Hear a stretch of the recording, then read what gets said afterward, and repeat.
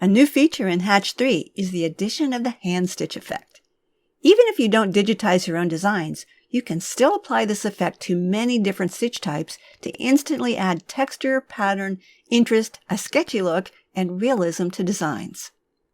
You'll learn how to easily tell if an object can use the hand stitch and whether or not it has been applied. We'll take some time to look at how hand stitch has been used effectively with some of the included designs, such as this wolf. You can see how adding the hand stitch effect makes the fur look furry.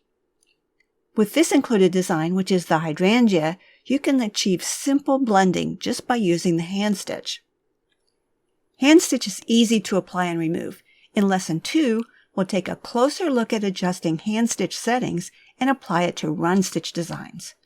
We'll also discuss other stitch property changes you may want to consider to avoid unnecessary bulk.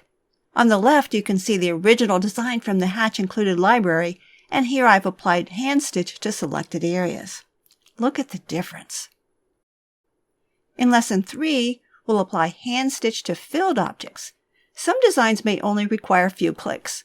For example, on this bird, also from the Hatch library, I've only applied it to the wing and the body, and you can see the change over here.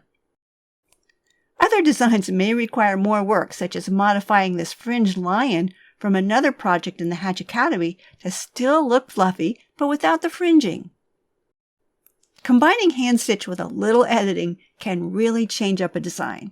We'll change this one from the Hatch library to this one. Hand stitch is really easy and can add just the touch to your design to take it to the next level. This course includes several designs that have had preliminary edits applied to make experimenting with hand stitch much easier.